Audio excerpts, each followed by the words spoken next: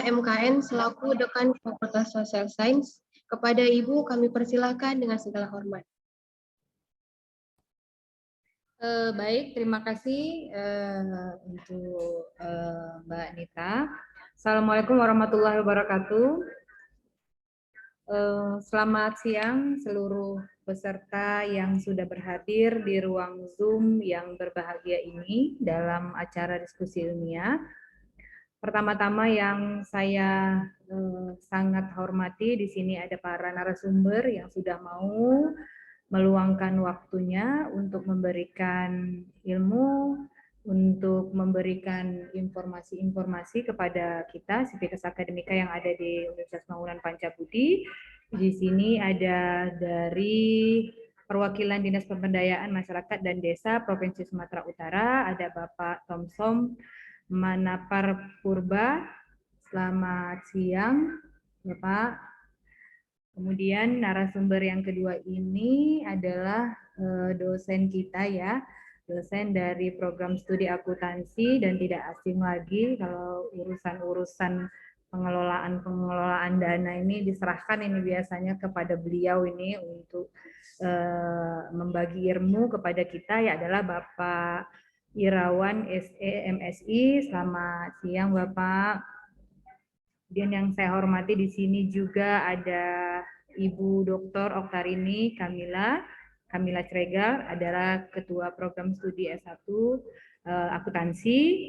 Selamat siang Ibu, dan moderator kita ini dosen akuntansi juga, ada Ibu Rizka Pranita.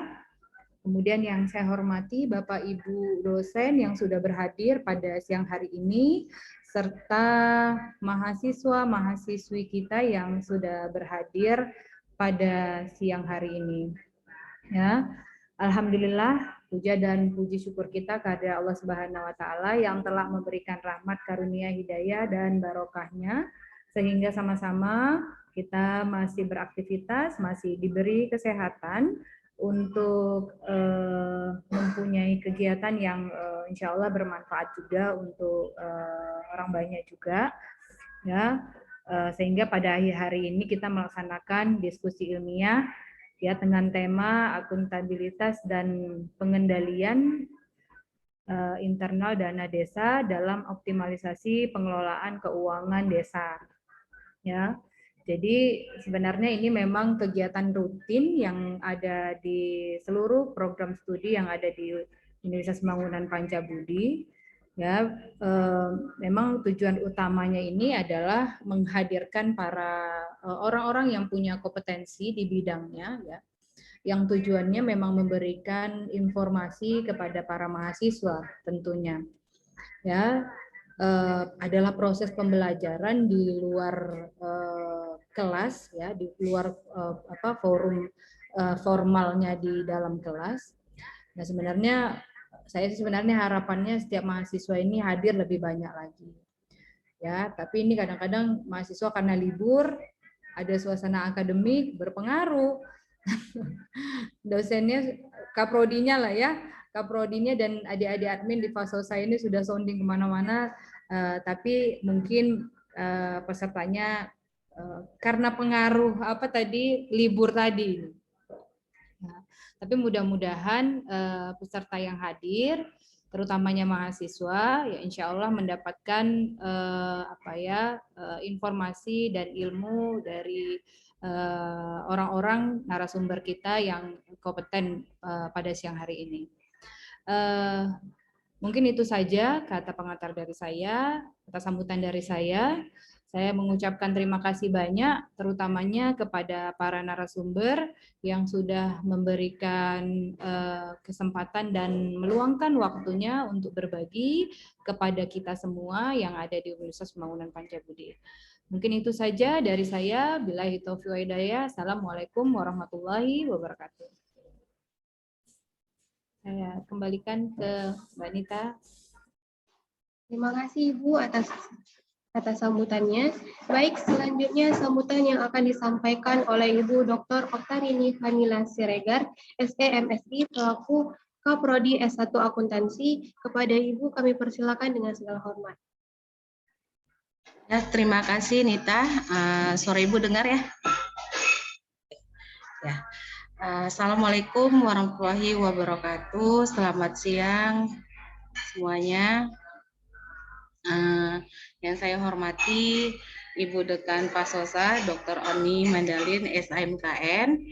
Yang saya hormati Bapak para narasumber, itu dari perwakilan Dinas Pemberdayaan Masyarakat dan Desa Provinsi Sumatera Utara, itu Bapak Thompson Manapar Purba, SPMSP. Terima kasih Pak telah menerima undangan kami menjadi narasumber ya. Mohon maaf Pak, kita berubah terus jadwalnya Pak. Mungkin narasumber kita satu, itu ya Pak. Makasih banyak. Terus yang saya hormati Bapak dosen, itu narasumber kedua yaitu dosen tetap Prodi Akuntansi, itu Bapak Irawan SMSI. Kemudian yang saya hormati Ibu Rizka Franita SEMAK sebagai moderator, ya, merupakan dosen tetap Prodi Akuntansi juga.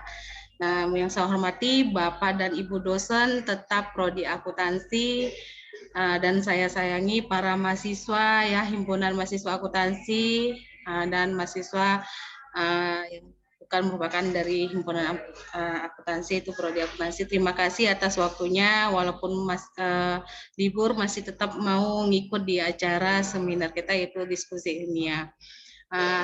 Ini merupakan suasana akademik di Prodi Akuntansi di bulan Maret yang kedua, yaitu yang bertemakan akuntabilitas dan pengendalian intern dana desa dalam optimalisasi pengelolaan keuangan desa. Nah, diskusi ilmiah kita ini masih menggunakan Zoom ya, dalam masih pandemik ya. Semoga insya Allah kedepannya kita bisa secara offline gitu. Nah, alhamdulillah, puji syukur saya panjatkan kehadiran Allah Subhanahu wa Ta'ala, di mana pada hari ini kita masih diberi kesehatan ya, melaksanakan acara diskusi ilmiah ini ya melalui Zoom. Baiklah, adapun inti dari diskusi ilmiah di sini adalah kita ingin melihat apa saja sih yang harus dilakukan para perangkat desa dalam mengoptimisasi pengelolaan keuangan desa, baik dari segi akuntabilitasnya dan pengendalian intern dana desa. Nah, memang di desa-desa di Sumatera Utara memang sudah banyak yang merupakan suatu desa wisata. Mungkin lebih baik lagi pengembangan desa ini lebih maju. Mungkin nanti informasi yang kita peroleh mungkin dari Bapak Thompson ya Pak, selaku dari Dinas Pemberdayaan Masyarakat dan Desa yang ada di ini Provinsi Sumatera Utara. Baiklah, tidak daripada panjang-panjang, tidak sabar untuk mendengar pemaparan dari para narasumber. Yang pertama dan kedua saya akhiri. Assalamualaikum warahmatullahi wabarakatuh. Waalaikumsalam warahmatullahi wabarakatuh. Terima kasih Ibu atas sambutannya. Selanjutnya, acara yang kita nantikan, yakni diskusi ilmiah yang akan dipandu oleh moderator kita, Ibu Rizka Franita SEMAK. Baiklah, saya akan membacakan profil singkat dari Ibu Rizka Franita SEMAK. Lahir di Medan 9 Oktober 1989. Ibu Rizka menempuh pendidikan S1 pada Universitas Muhammadiyah Sumatera Utara, lulus tahun 2011. Kemudian melanjutkan S2 di Universitas Muhammadiyah Sumatera Utara dan lulus tahun 2015. Di mana riwayat pekerjaan sekarang, Ibu Rizka bekerja sebagai dosen tetap akuntansi Universitas Pembangunan Pancasila. Kepada Ibu, saya persilahkan. Baik, terima kasih saya ucapkan kepada Kakak Nita Deli Majora atas sambutannya. Baik, langsung saja. Kita langsung ke untuk pemateri pertama, Bapak Thompson Manapur Purba SPMSP. Sebelumnya saya akan membacakan profil dari Bapak Thompson yang sebagai perwakilan dari Dinas Pemberdayaan Masyarakat dan Desa Provinsi Sumatera Utara. Bapak lahir di Dolok Sanggul pada tanggal 4 Mei 1976, beralamat di Jalan Karya Gang Adil nomor 14, pendidikan terakhir itu S2, pekerjaan sekarang aparatur sipil negara dan jabatan sekarang adalah fungsional analisis kebijakan PUED, SDA, dan TTG. Baik, apa kabar Bapak? Sehat Bu, sehat. Ya, saya sehat. Baik, Ya, Bu. untuk itu saya mohon kepada para hadirin peserta diskusi ilmiah untuk mengaktifkan kameranya karena nanti ada sesi absensi dan pembagian sertifikat. Jadi dimohonkan untuk mengaktifkan kamera. Baik, langsung saja saya persilakan kepada Bapak untuk memberikan materinya. Kepada Bapak, waktu dan tempat saya persilakan, Pak. Ya. Terima kasih Ibu Rizka, yang saya hormati Ibu Dekan Dr. Oni, dan juga Ketua Prodi Dr. Tarina, dan juga dosen Bu Rizka dan narasumber Pak Irawan CMSI, dan juga para dosen dan juga mahasiswa yang ada di Universitas Pembangunan Pancabudi. Tadi sudah di profil saya tadi sudah diterangkan, tadi sudah disampaikan Ibu Rizka.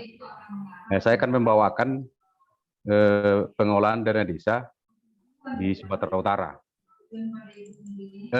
Dana desa di Sumatera Utara itu tahun 2015 semenjak adanya Undang-Undang Desa di nomor 6 tahun 2014.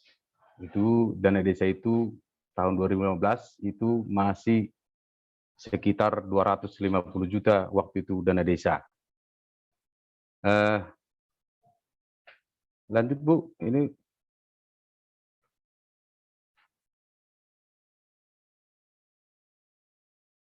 lanjut Bu.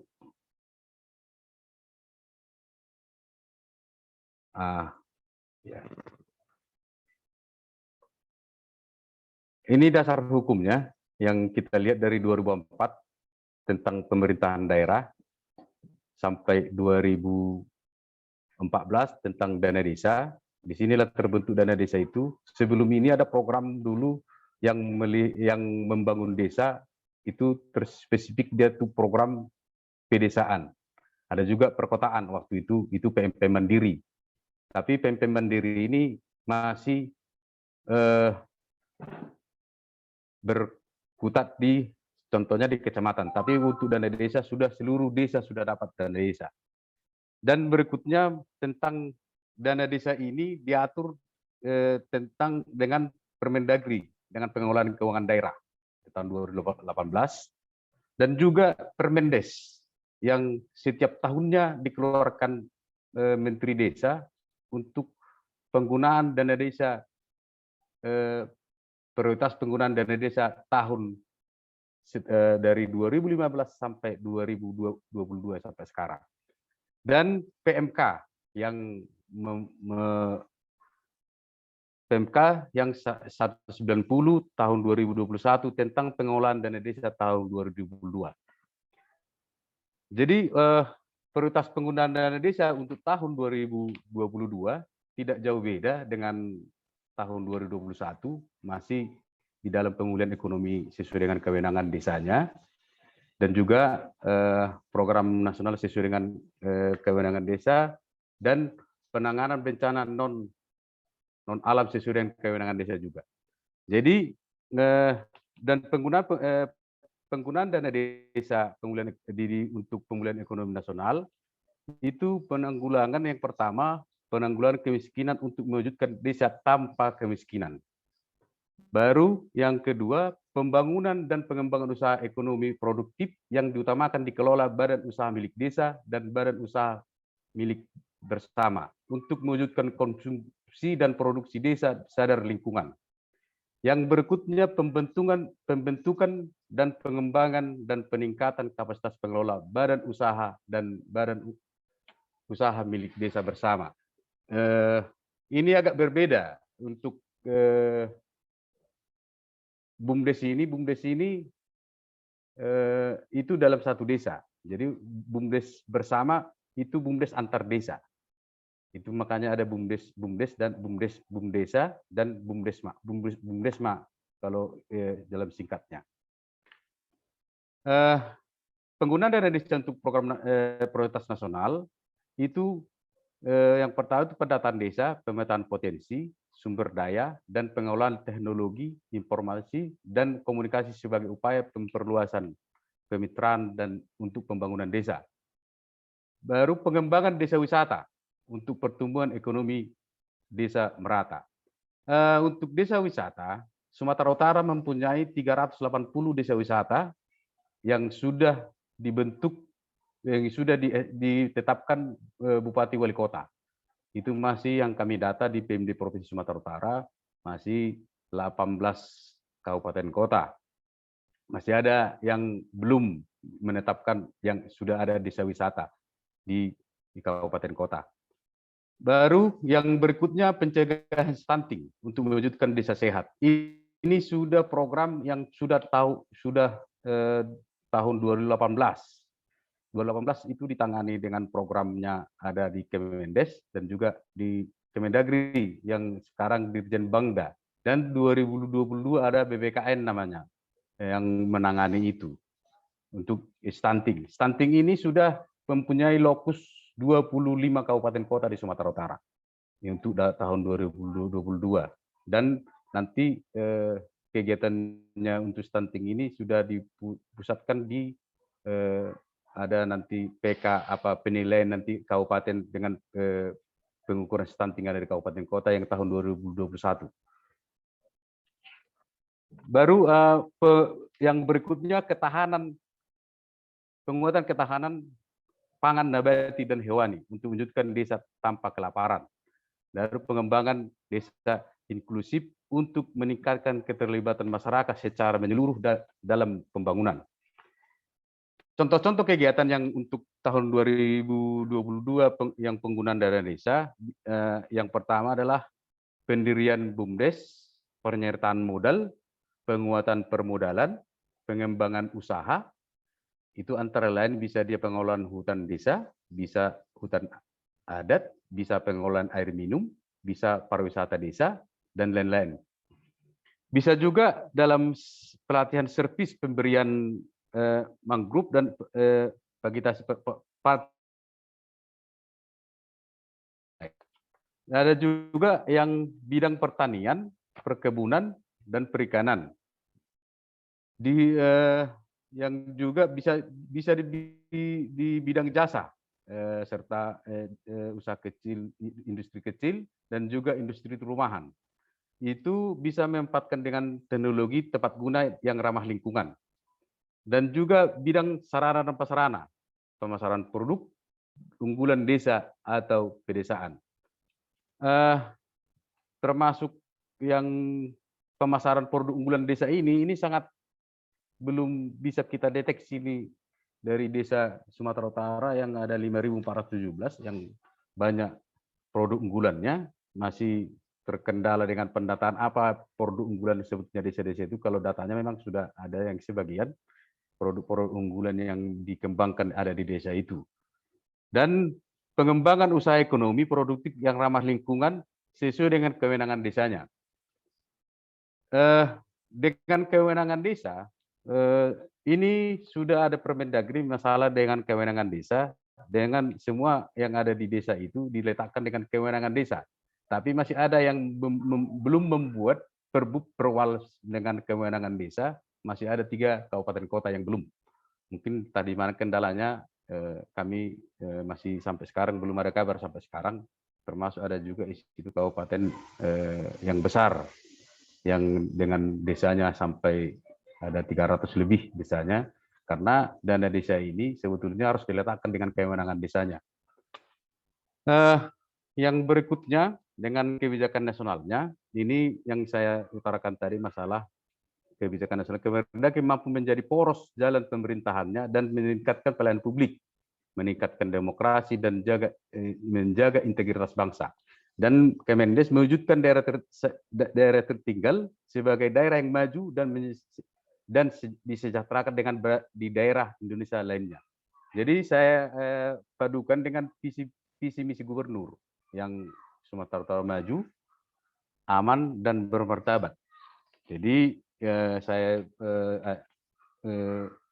apakan dengan kebijakan nasional, bermartabat dalam kehidupan, bermartabat dalam politik, pendidikan, pergaulan, dan lingkungan. Dan juga selanjutnya visi misi itu tujuan strategis ada di situ di situ tujuan strategisnya, sasarannya, program dan anggaran itu nanti akan tindak lanjut di pembinaan aparatur desa, fasilitasi lembaga masyarakat desa, meningkatkan kapasitas lembaga ekonomi dan termasuk pelatihan BUMDes, dan koordinasi dengan kabupaten kota untuk menyusun regulasi tentang desa, produk unggulan, kawasan pedesaan, dan pertumbuhan desa mandiri. Jadi desa mandiri kita yang di Sumatera Utara dari 5.417 desa masih sangat kita nomor 3 di seluruh Indonesia paling belakang masalah desa mandiri ini, dan memang harus kita akui Sumatera Utara ini bukan itu tugas kita bersama, masih 16 desa mandiri yang ada, kalau nggak salah ada 8 kabupaten dari 27 kabupaten kota yang menangani dana desa. Yang berikutnya masalah kewenangan itu sebetulnya di kewenangan desa di pasal 19 Undang-Undang Nomor 6 2014. Itu kewenangan desa yang sudah ada berdasarkan hak asal usul seperti tanah dan kas desa, organisasi masyarakat adat, peranata dan hukum adat, kelembagaan masyarakat. Yang dua, kewenangan lokal berskala desa seperti pasar desa, saluran irigasi, jalan desa, embung desa, tambatan perahu. Kewenangan yang ditugaskan pemerintah provinsi, pemerintah kabupaten kota. Kewenangan lainnya yang ditugaskan pemerintah provinsi, pemerintah kabupaten sesuai dengan peraturan perundang-undangan. Ini catatannya kewenangan nomor 1 dan 2 diatur dalam diurus oleh desa. Pendekatan pembangunan yang berikutnya, pendekatan pembangunan, membangun desa, pembangunan yang dilaksanakan oleh pemerintah di luar desa, kabupaten dengan melibatkan masyarakat yang berlokasi di desa. Itu pendekatan pembangunan yang membangun desa. Desa membangun, desa sebagai subjek pembangunan yang yaitu pihak yang merencanakan, melaksanakan sekaligus sebagai penerima, pemanfaat dan pembangunan. Jadi selama ini kendala-kendala yang kita hadapi mungkin secara garis besarnya yang kita hadapi selama ini mungkin itu kemampuan pemerintah lokal atau kualitas SDM, askes kesediaan regulasi yang umumnya masih rendah, dan kebijakan pusat yang selalu berubah. Kadang berubah-ubah nih kebijakan pusat ini. Jadi kalau sudah berubah dia di kabupaten pasti kelimpungan dia nih. Satu bahasa saja berubah pasti dia pertanyaan pasti ada hampir 30 pertanyaan karena satu bahasa dalam kalau berubah kebijakan pusat. Sulitnya menerapkan prinsip disiplin anggaran. Ini masih banyak ini yang sesuai, makanya dari judul itu sangat luar biasa sebetulnya memilih judul ini untuk dana desa. Baru sinergitas antara tupoksi pendamping, proporsional dan pemerintah desa yang masih belum terjalin harmonis. Ini banyak ini. Dan kompetensi pendamping proporsional yang belum mencerminkan pendamping yang proporsional. Kebijakan pusat terhadap keberadaan pendamping saat ini bisa mengorbankan desa. Itu jadi pendamping kita di Sumatera Utara ada hampir 2.500, mungkin 2.500, ada sampai di desa, kecamatan dan kabupaten dan provinsi. Jadi ada di provinsi itu namanya KPW, di kabupaten adalah tenaga ahli, di kecamatan adalah pendamping desa, di desa adalah pendamping lokal desa yang menangani 1 orang, pendamping lokal desa yang menangani 4 desa sampai 3 desa.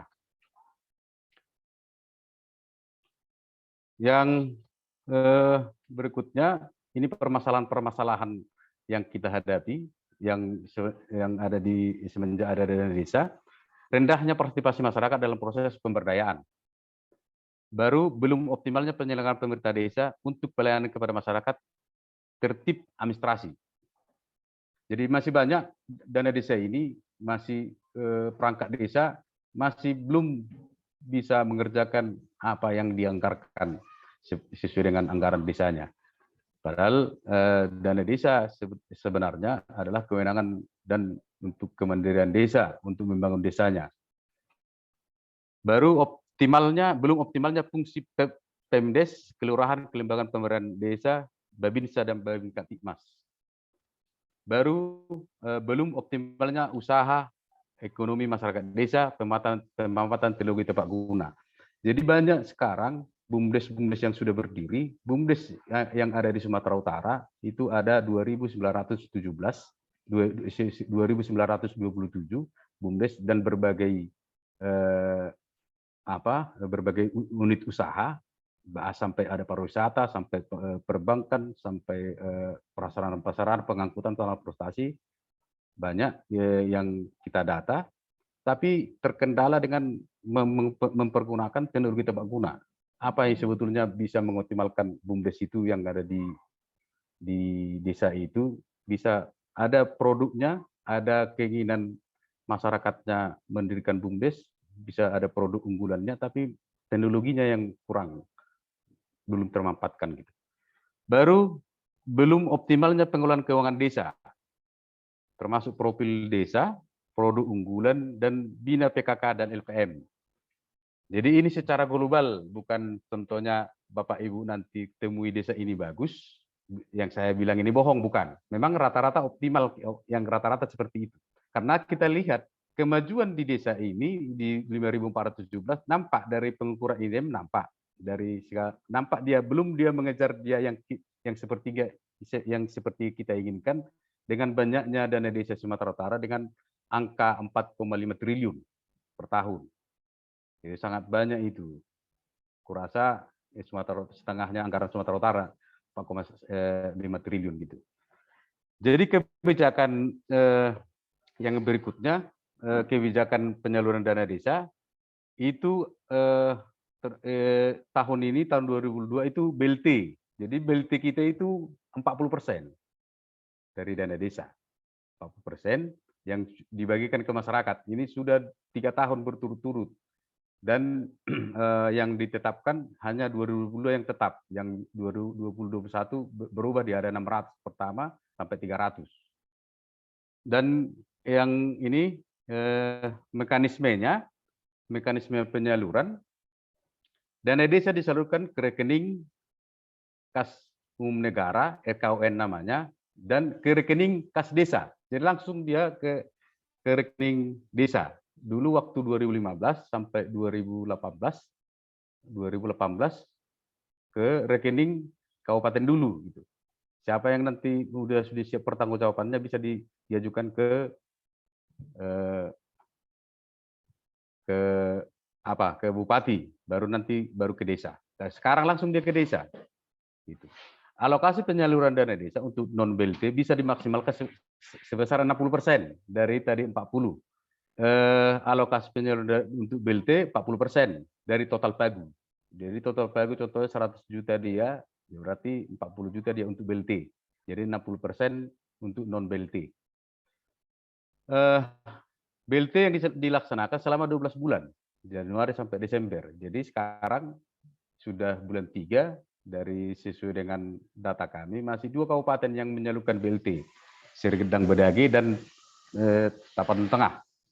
Mungkin nanti Nias Utara akan menyusul, karena kemarin sudah dilapor sama kita bahwa orang itu sudah pengajuan ke KPPN. Bisa keluar aku, Pit.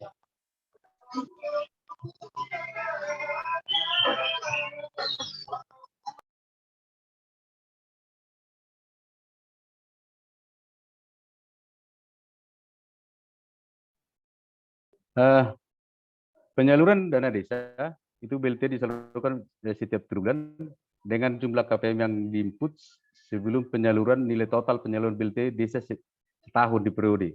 Jumlah KPM kali 300 kali 12 bulan. Jadi di luar BLT itu ada namanya desa reguler namanya, itu yang tidak desa mandiri. Jadi nanti yang desa mandiri ini 3 tahap dia. Jadi desa reguler ini 3 tahap dia, tahapnya 3 tahap dia pencarian dana desa. Yang desa mandiri dia 2 tahap. Yang desa mandiri 2 tahap ini yang sesuai dengan pengukuran IDM. Yang yang penyelur pertama kali harus melakukan perekaman jumlah KPM terlebih dahulu. Baru penyaluran BLT diajukan terpisah dengan dana desa dan non BLT. Jadi penyaluran dana desa ini mungkin bisa nanti ini sesuai dengan PMK 190 tahun 2021. Ini tahap pertama dia 40%, tahap kedua 40%, tahap ketiga 20%. Untuk periode ini yang periodenya paling lambat Januari, paling cepat dia Maret, paling cepat dia Maret sampai Juni. Jadi besaran penyaluran alokasi DD dan non BLT 40%, itu 40% dia kebutuhan BLT dalam 1 tahun. Jadi ada syarat-syarat tambahan dibuat di situ, ada bagi desa yang melaksanakan BLT, desa tahun 2021 wajib melakukan perekaman realisasi penyaluran BLT dan tahun 2021 untuk bulan ke-1 sampai bulan ke-12. Bagi desa yang tidak menyalurkan BLT dari tahun 2021 selama 12 bulan, ditambahkan perkades atau keputusan kepala desa mengenai tidak terdapat dalam calon KPM BLT yang memenuhi kriteria anggaran tidak mencukupi karena penerimaan pagu DD.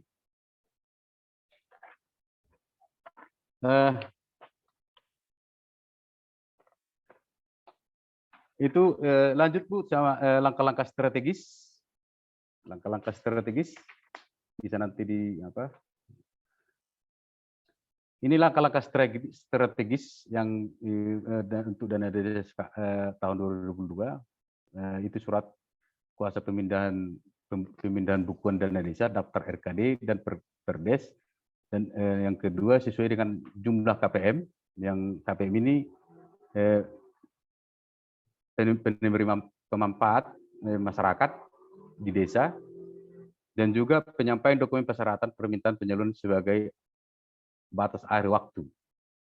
Dan permintaan penyaluran dana desa tidak perlu menunggu semua desa yang sudah siap. Jadi dulu waktu di kabupaten kota banyak desa-desa itu kabupaten kota menunggu sekalian dicairkan. Jadi lambat pencairannya, realisasinya lambat. Jadi sekarang siapa yang sudah siap satu desa langsung bisa dicairkan. Gitu. Jadi daftar rincian desa bisa, kami sekarang di PMD dengan dibantu dengan kawan-kawan pendamping di Provinsi Sumatera Utara, kami bisa lihat dengan aplikasi yang dari KPPN di OMSPAM dan kabupaten kota pun melakukan ini untuk OMSPAM merekam yang pencarian untuk dana desa, dan juga disertai dengan surat pengantar dari paling rendah dari pimpinan OPD. Yang jadi kalau di kabupaten itu yang menangani ini adalah PMD Kabupaten Kota, di PMD Kabupaten Kota, dan juga daftar rekening desa yang ditandatangani paling rendah oleh pimpinan OPD. Jadi PMD ini yang nanti yang membuat rekomendasi untuk pencarian dana desa yang untuk dicairkan di KPPN.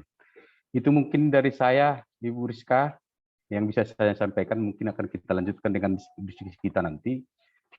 Kebetulan memang Bu, kalau agak agak terpotong-potong nanti. Saya lagi di Pangaribuan ini, masalah dana desa juga ini. Di Pangaribuan, Kecamatan Taput. Jadi malam saya berangkat baru sampai belum tidur ini. Jadi makanya agak canggung-canggung lah menyampaikannya. Memang di bidang kami memang di bidang pembangunan dana desa. Kita sudah lama kerjasama sama Pancabudi, termasuk Pak Rektor. Itu CSI itu Pak Rektor itu. Karena kita itu CSI itu sudah beberapa kali kita rapat di Pancabudi tahun 2001 tentang optimalisasi desa. Jadi sudah banyak kebijakan Pak Rektor di situ, dan itu ketua kami. Karena ada kerjasama APTISI sama Dinas PMD sama Gubernur waktu itu, tahun 2020. Jadi memang kalau dari Pancabudi bilang, kalau sudah Pancabudi dimanggil pasti langkah 3 gitu. Gitu. Baik, jadi, Pak, terima kasih. Jadi sebetulnya sasaran kita yang pertama memang karena itu BLT sudah jelas, sustainability sudah jelas dia tersalurkan dengan KPM yang ada di desa. Yang sebetulnya mau kita tingkatkan sebetulnya dengan dana desa yang mau memang dibantu dengan mohon nanti bantuan dari ibu dosen nanti dan mahasiswa yang ada di Pancabudi. Nanti gimana strateginya nanti kita ke desa ini, gimana menempatkan BUMDes ini biar bisa menjadi pondasi yang ada di desa.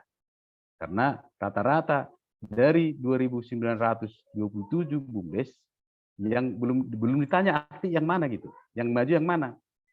Kita mempunyai desa 5.417 gitu. Yang selainnya gimana nih?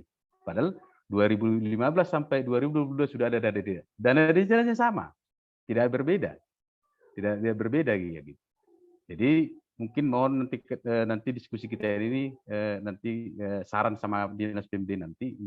Nanti sekali lagi kalau ada seperti ini Bu, mohon izin nanti bisa kita libatkan nanti PMD Kabupaten agak bisa dia mengerucut nanti sama tenaga pendamping nanti di narasumber sebentar mungkin 10 menit informasi-informasi yang ada nanti kabupaten yang bisa dana desa yang bisa bagus itu kita sarankan nanti untuk Pancabudi untuk diskusi selanjutnya.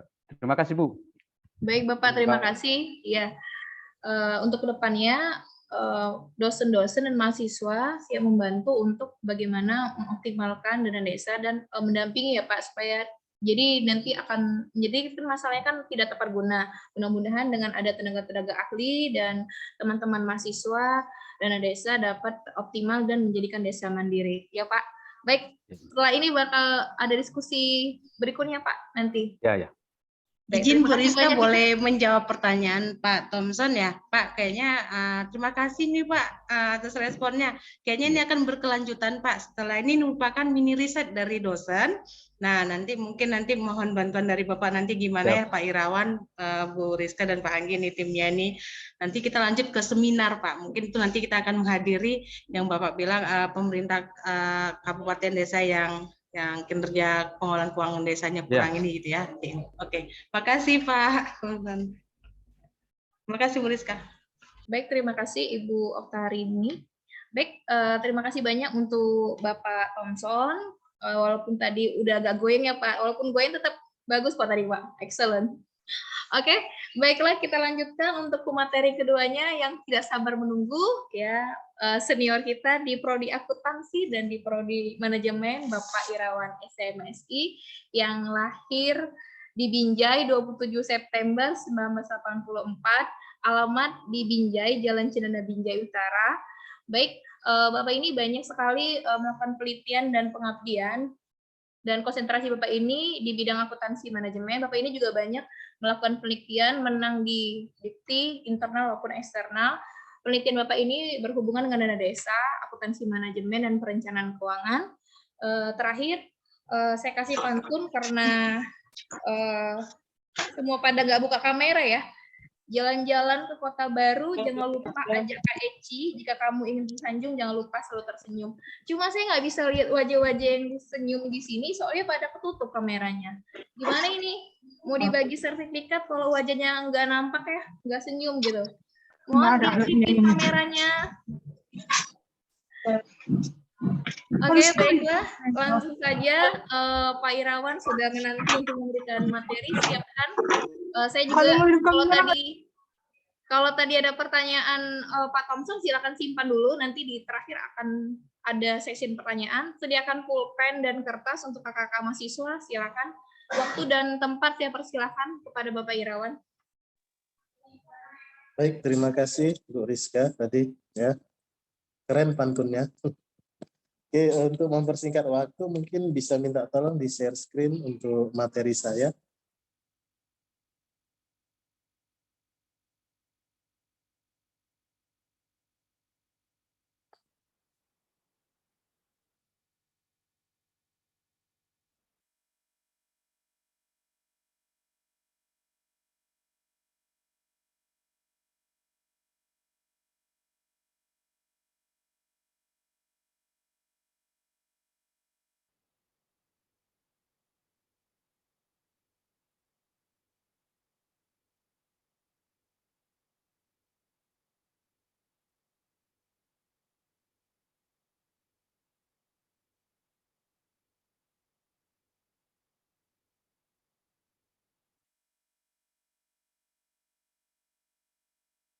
Oke. Assalamualaikum warahmatullahi wabarakatuh. Selamat siang, menjelang sore, dan salam sejahtera bagi kita semua. Terima kasih atas Pak Thompson tadi setelah memberikan pemaparan terkait dengan pengelolaan dana desa khusus di Provinsi Sumatera Utara. Judulnya kan di awal slide awalnya kan. Slide awal. Oke, jadi di sini saya lebih memfokuskan dari hasil riset yang sudah saya lakukan di Batubara ya terkait dengan pengendalian intern dana desa, ditinjau dari evaluasi berdasarkan Undang-Undang Nomor 6 Tahun 2014 tentang dana desa. Jadi di mana tadi di sini sudah tadi banyak Pak Thompson menjelaskan terkait dengan bagaimana implementasi dari pengelolaan dana desa. Nah, pada kesempatan ini mungkin saya hanya memfokuskan hasil riset dan dikerucutkan kepada konsep implementasi SPIP, yaitu Sistem Pengendalian Intern Pemerintah. Next.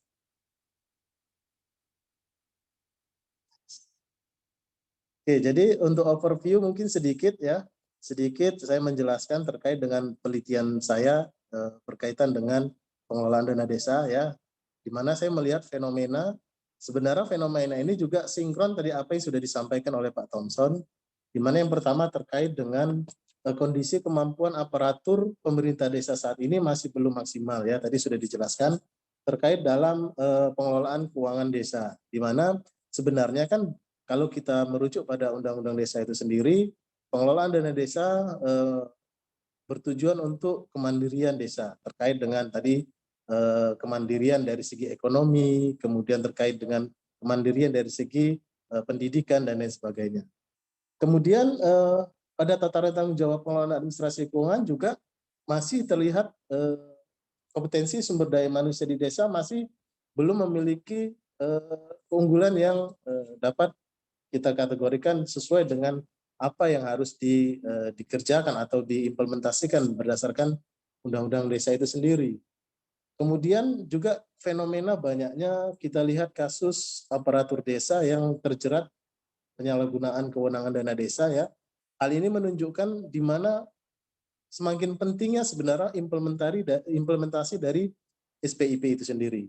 Nah, dari fenomena itu sendiri, maka disinilah tujuan riset saya terkait dengan pengelolaan dana desa. Yang pertama yaitu untuk menguji bagaimana sih sebenarnya pengaruh dari penerapan akuntabilitas dan SPIP sendiri terhadap pengelolaan dana desa. Kemudian yang kedua, dari riset ini saya ingin mencoba merumuskan suatu model, yaitu model pengendalian intern terkait dengan implementasi ini, di mana model yang saya sajikan terkait dengan comprehensive assessment model. Next.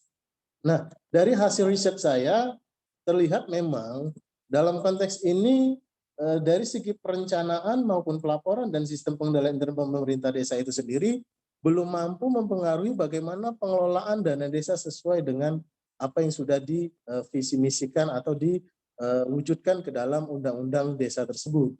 Nah, namun di sini dalam konteks variabel pelaksanaan dan pertanggungjawaban memang sudah sesuai dengan apa yang disyaratkan dalam undang-undang itu sendiri, bagaimana proses dari penyaluran, kemudian penggunaan itu memang sudah sesuai. Nah, kemudian dari hasil riset ini, nah inilah dia model yang mungkin bisa sedikit saya jelaskan terkait dengan pengendalian intern, di mana tadi sudah dijelaskan juga oleh Pak Thompson terkait dengan tujuan dan tata kelola keuangan desa itu mengacu pada Permendes PDTT nomor 13 tahun 2020, kemudian terkait juga dengan PMK nomor 222 tahun 2020 dan Permendagri nomor 20 tahun 2018. Di mana tujuan dari pengelolaan keuangan desa ini sebenarnya adalah objektivitas dari pengendalian intern itu sendiri. Nah, pengendalian intern itu sendiri tidak terlepas dari penilaian risiko. Penilaian risiko di sini saya wujudkan dari segi konsep ERM-nya, yaitu Enterprise Risk Management atau manajemen risiko terpadunya. Nah, dari unsur objektivitas pengendalian intern ini merujuk pada pengendalian internalnya. Nah, pengendalian internal nanti lebih lanjut saya akan menjelaskan terkait dengan SPIP yang sudah diimplementasikan ke dalam undang-undang tersebut. Nah, kemudian dalam pengelolaan keuangan desa sebenarnya bukan hanya mewujudkan bagaimana penyaluran dana desa itu sendiri, tetapi seharusnya memang penggunaan atau penyaluran dana desa itu sendiri menganut ajas efektivitas dan efisiensi. Di mana kalau dalam konteks efisiensi itu sendiri, alat ukurnya adalah faktor ekonomi. Nah, saya melihat di sini bagaimana faktor ekonomi itu pentingnya dari pengendalian internal itu akan memunculkan konsep cost controlling atau biaya pengendalian. Kemudian adanya kemungkinan biaya keputusan, dan yang terakhir adalah kemungkinan adanya biaya kesalahan. Misalnya dalam hal ini implementasi dari penggunaan desa itu sendiri terkadang tidak sesuai dengan apa yang diharapkan dan sesuai dengan tujuan yang ada di desa itu sendiri. Kemudian dari segi efektivitas jelas di sini adalah konsep dari lingkungan pengendalian. Nah, ya, dari lingkungan pengendalian ini bagaimana informasi dan komunikasi yang sudah diterapkan di desa itu dalam penyaluran dana desa. Jadi di sini konsepnya desa itu bukan hanya objek yang hanya mengimplementasikan penggunaan dana desa itu sendiri. Akan tetapi diharapkan bagaimana desa itu sendiri mampu memberikan informasi dan komunikasi terkait bagaimana penggunaan dana desa itu sendiri. Sehingga masyarakat atau partisipasi masyarakat itu sendiri akan muncul. Nah, tadi juga sudah dijelaskan Pak Thompson masalah terkait dengan partisipasi masyarakat yang masih kurang. Nah, hal ini kemungkinan dari segi konsep informasi dan komunikasi itu sendiri yang disajikan oleh pemerintah desa memang belum maksimal, sehingga masyarakat itu sendiri belum bisa menyerap apa yang sebenarnya menjadi implementasi penggunaan dana desa yang sesuai dengan keinginan masyarakat sekitar. Nah, yang terakhir adalah terkait dengan akuntabilitas. Nah, akuntabilitas ini, disinilah peran penting dari desa itu sendiri, bukan hanya menyajikan dan melaporkan penggunaan dana desa, tetapi bagaimana akuntabilitas itu dari segi kebijaksanaannya dalam pengelolaan dana desa. Kemudian bagaimana integrasi dari penggunaan dana desa itu sendiri terkait dengan stakeholder yang ada. Bagaimana tujuan dari dana desa itu tadi untuk kemandirian desa itu sendiri, baik itu dari segi ekonomi, infrastruktur, kesehatan, maupun pendidikan, dan lain sebagainya. Kemudian independensi, nah ini juga penting. Jadi untuk menumbuh kembangkan partisipasi masyarakat dalam memonitor dari penggunaan dana desa itu sendiri, setidaknya pengelola dana desa itu sendiri harus independen dalam pengelolaannya. Kemudian adanya pemisahan. Nah, ini juga menjadi kendala di mana terkadang tidak adanya pemisahan dari pengelolaan dana desa itu sendiri. Masih ada hubungan terkait dengan satu unit ke unit yang lain dalam mengimplementasikan penggunaan dana desa. Kemudian terkait dengan otomisasi, ya otomatisasi ini sendiri terkait dengan administrasi penatausahaan dari laporan keuangan desa, ya, di mana desa itu harusnya bisa mengidentifikasi bagaimana pos-pos akun keuangan yang ada di desa itu sendiri. Kemudian terkait dengan adaptasi dan ketelusuran. Nah, itu juga penting dalam implementasi dari akuntabilitas dari sistem pengendalian intern pemerintah ini sendiri. Next.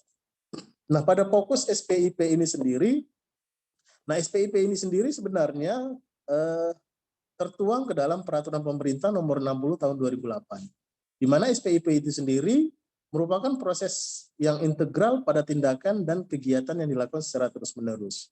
Tujuannya adalah untuk bagaimana memberikan keyakinan yang memadai atas ketercapainya tujuan organisasi melalui kegiatan yang efektif dan efisien. Tadi sudah saya jelaskan. Nah, SPIP ini sendiri sebenarnya peraturan pemerintah nomor 60 tahun 2008 itu sendiri sebenarnya diadopsi dari konsep internal control KUSU, ya, secara konvensional yang sudah diterapkan di seluruh negara, begitu ya. Apa tujuannya sebenarnya? Tujuannya adalah terkait dengan transparansi, ya, bagaimana transparansi keuangan desa itu sendiri. Kemudian akuntabilitas pengelolaan keuangan. Kemudian terkait dengan keandalan laporan keuangan, bagaimana laporan keuangan itu bisa menjadi dasar pengambilan keputusan stakeholder yang ada. Kemudian terkait dengan ketaatan terhadap peraturan perundang-undangan.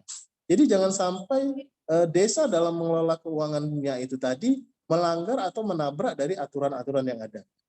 Nah, kemudian tujuan SPIP berikutnya yaitu mengurangi penyimpangan. Nah, ketika ini diimplementasikan dengan baik, tentu penyimpangan itu sendiri akan dapat diminimalisir atau bahkan dihilangkan.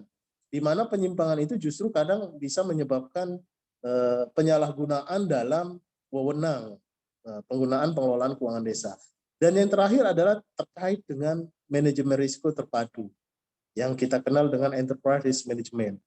Fungsinya untuk apa? Fungsinya bagaimana keuangan desa yang sudah disalurkan itu dapat ditelusuri bagaimana penilaian risiko yang kemungkinan terjadi dari realisasi penggunaan dana desa itu sendiri.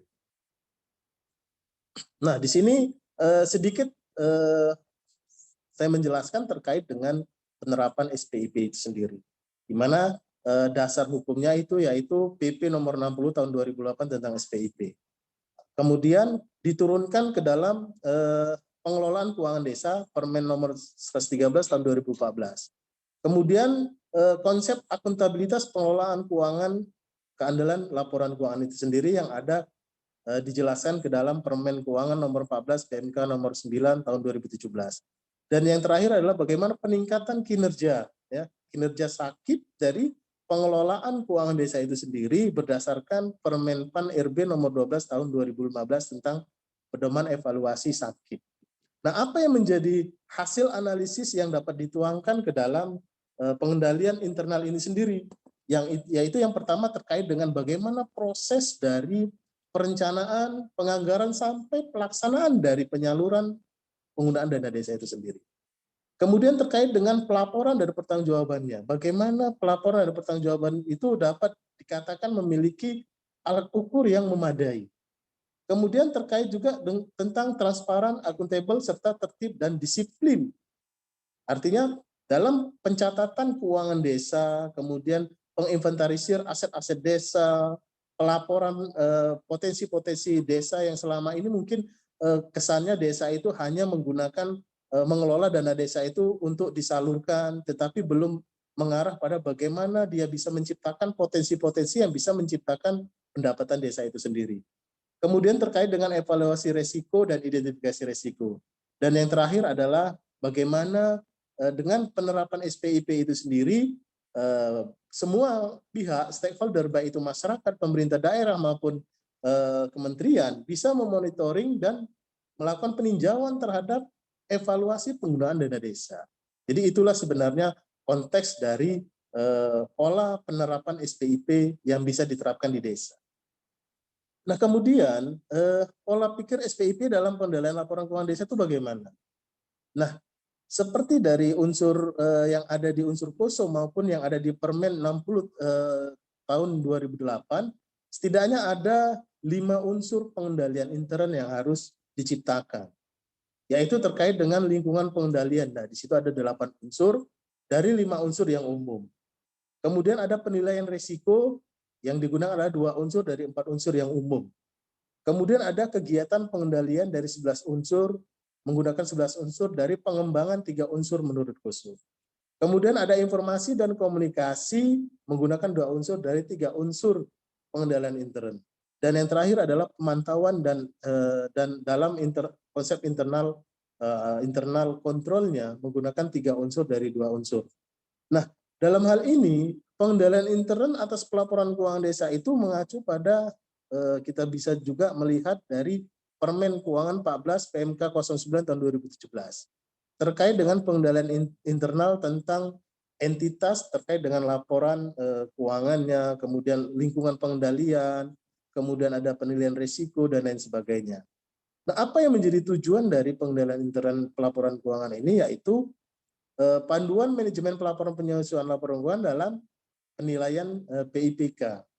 Apa yang menjadi sasarannya yaitu tentu saja dalam hal ini adanya kesamaan pengertian, bahasa, dan pemanfaatan atas penilaian pengendalian intern atas pelaporan keuangan desa itu sendiri. Nah, kemudian yang terkait dengan instruksi menteri, penetapan konteks di sini adalah bagaimana konteks dari pengendalian intern yang bisa diciptakan oleh aparatur desa terkait dengan visi misi desa dan pengelolaan keuangan desa itu sendiri. Kemudian terkait juga identifikasi risiko. Apa yang kemungkinan bisa menjadi risiko dari pengelolaan keuangan desa itu sendiri, baik itu terkait dengan risiko internalnya maupun risiko eksternalnya. Di mana selama ini mungkin sebelum terjadinya COVID, penilaian risiko itu belum menjadi prioritas, tapi dengan adanya COVID ini sendiri menunjukkan bahwasanya lemahnya pengendalian internal itu karena tidak adanya analisis risiko, ya, di mana observasi yang saya lakukan juga saat ini pemerintah desa juga sangat kebingungan, di mana tadi sudah dijelaskan juga pagu dalam penyaluran dana desa itu maksimal 60% untuk penanggulangan COVID atau BLT-nya, kemudian minimalnya 40%. Nah, ada sisa pagu sekitar kalau dimaksimalkan hanya 60% yang bisa diimplementasikan oleh pemerintah desa dalam pengelolaan keuangannya. Nah, ini juga harus dinilai bagaimana penilaian risiko yang mungkin terjadi ketika pemerintah desa itu sendiri belum mengantisipasi terkait dengan adanya evaluasi dan analisis risiko. Kemudian terkait dengan monitoring dan peninjauan juga tadi, ya, di mana monitoring itu sendiri selama ini pemerintah desa hanya berfokus pada adanya tim monitoring yang terkait dengan bagaimana tim monitoring dari eksternal itu menilai dari penggunaan laporan keuangan desa. Nah, ini sangat-sangat disayangkan karena sedini mungkin seharusnya pemerintah desa itu sendiri sudah memiliki kontrol internal agar apa? Agar tidak adanya penyalahgunaan dari kewenangan dari pengelolaan dana desa ini yang bisa justru penggunaan dana desa itu menjadi momok bagi aparatur desa itu sendiri. Nah, itulah perlu adanya pengendalian internal yang terkait dengan pengelolaan dana desa itu tadi. Nah, yang terakhir adalah komunikasi dan konsultasi. Nah, di sini juga tadi bagaimana peran desa untuk bisa meningkatkan partisipasi masyarakat dalam pengelolaan keuangan desa.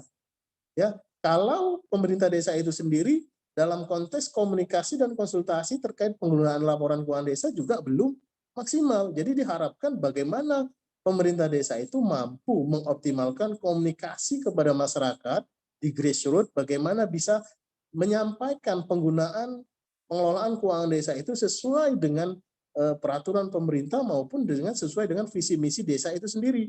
Jadi bukan sifatnya hanya desa itu menyalurkan saja tanpa melakukan komunikasi dan konsultasi kepada masyarakat. Nah, kemudian terkait dengan pola pikir pengendalian internal. Tadi sudah saya jelaskan di mana ada unsur-unsurnya. Yang pertama adalah lingkungan pengendalian. Tadi saya sudah mencatat 8 unsur, ya. Nah, ini mungkin nggak begitu saya jelaskan secara detail, mungkin hanya intisarinya saja. Di mana 8 unsur pengendalian internal itu tadi, lingkungan pengendalian itu, yang pertama terkait dengan penegakan integritas dan etika.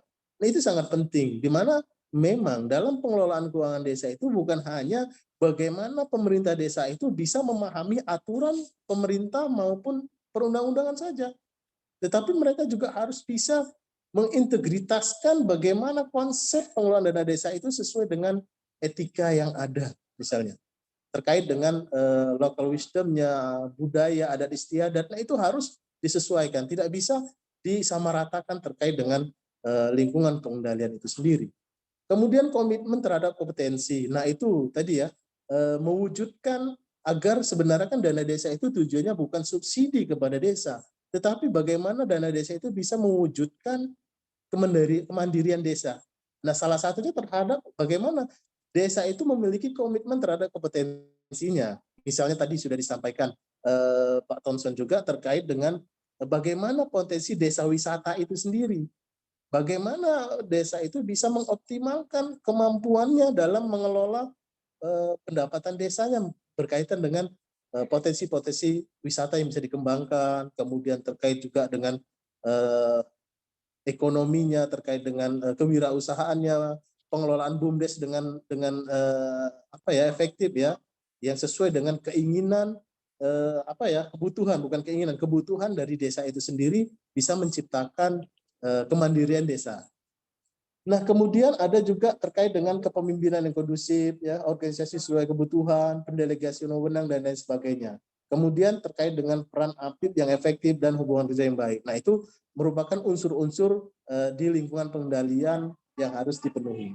Kemudian terkait dengan penilaian risiko juga adanya identifikasi risiko dan analisis risiko itu sangat penting. Di mana COVID ini sudah menjadi pembelajaran bagi kita semua bahwasanya kemungkinan risiko yang bisa terjadi itu akan berpengaruh kepada kebijakan dan implementasi penggunaan dana desa. Jadi mau tidak mau, ya, pemerintah desa itu harus bisa mengidentifikasi risiko kemungkinan itu baru satu permasalahan COVID, belum lagi permasalahan yang lain. Yang kemungkinan itu harus bisa diselesaikan sesuai dengan kebijakan yang relevan. Gitu. Nah, kemudian terkait dengan kegiatan pengendalian itu ada review atas kinerja instansi desa, ini penting ya. Jadi desa itu harus bisa melakukan penyampaian kinerjanya kepada stakeholder yang ada. Kemudian pembinaan sumber daya manusia itu juga penting ya. Kemudian pengendalian pengelolaan sistem informasi ya, sekarang ini kita tidak terlepas dari adanya sistem informasi digital ya. Ya mau tidak mau ke depan ya desa juga harus siap dengan sistem pengendalian internet atau sistem informasi pengelolaan informasi digital ya. Apalagi sekarang ini penerapan dari SIPD itu tadi sudah menuntut pemerintah daerah sampai ke desa nantinya ke depan harus bisa mengoptimalkan pengelolaan sistem informasi yang akurat, timeline, reliable dan lain sebagainya. Nah, kemudian terkait dengan penanggung jawab tim penilai. Nah, di sini mungkin sedikit saya menjelaskan terkait dengan hasil penelitian saya. Setidaknya adanya tanggung jawab tim penilai dari desa itu sendiri, ya, agar memang apa yang disampaikan dan apa yang dilaporkan dari pengelolaan keuangan desa itu tetap sasaran. Nah, harus ada tanggung jawab tim penilainya. Benar enggak ini konsepnya seperti ini? Benar enggak pagu anggarannya? Benar enggak implementasinya? Benar enggak sasaran sesuai visi misi desa dan pemerintah daerah? Nah, setidaknya harus ada tanggung jawab tim penilai. Yang pertama yaitu menyusun jadwal kebutuhan sumber daya penilaian. Jadi setiap desa itu harus memiliki apa tadi ya terkait dengan penjadwalan dan kebutuhan sumber daya penilaian. Apa yang harus dinilai? Apakah penilaian dari administratif desa? Apakah penilaian dari segi potensi pengadministrasian, potensi-potensi yang ada di desa, problem-problem yang ada di desa itu harus sesuai. Nah, kemudian terkait dengan melaksanakan penilaian pengendalian intern di unit kerjanya. Jadi harus ada konteksnya di sini untuk tidak terjebak dalam penyalahgunaan wewenang, harus ada penilaian pengendalian intern di unit kerjanya. Ya, nah itu sangat-sangat dibutuhkan dalam sistem pengendalian intern di keuangan desa ini sendiri. Kemudian selanjutnya melaksanakan pemantauan atas tindak lanjut rekomendasinya. Jadi ketika ada problem di desa itu sendiri, nah kemudian apa tindak lanjut dari rekomendasi? Nah, disinilah peran kolaborasi tadi sudah dijelaskan juga oleh Pak Thomson.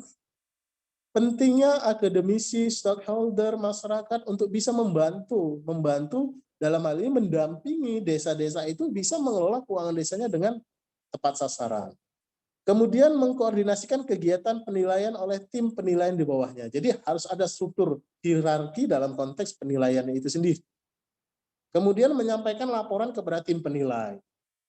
Kemudian yang terakhir adalah memantau perkembangan tindakan perbaikan. Nah, ketika 6 hal ini dilakukan oleh pemerintah desa itu sendiri, setidaknya bisa meminimalkan kemungkinan ya terjerat kasus kepala desa terkait dengan pengelolaan keuangan desa. Ya, tidak perlulah kita sampaikan beberapa daerah-daerah yang sudah terjerat kasus penyalahgunaan wewenang pengelolaan keuangan desa.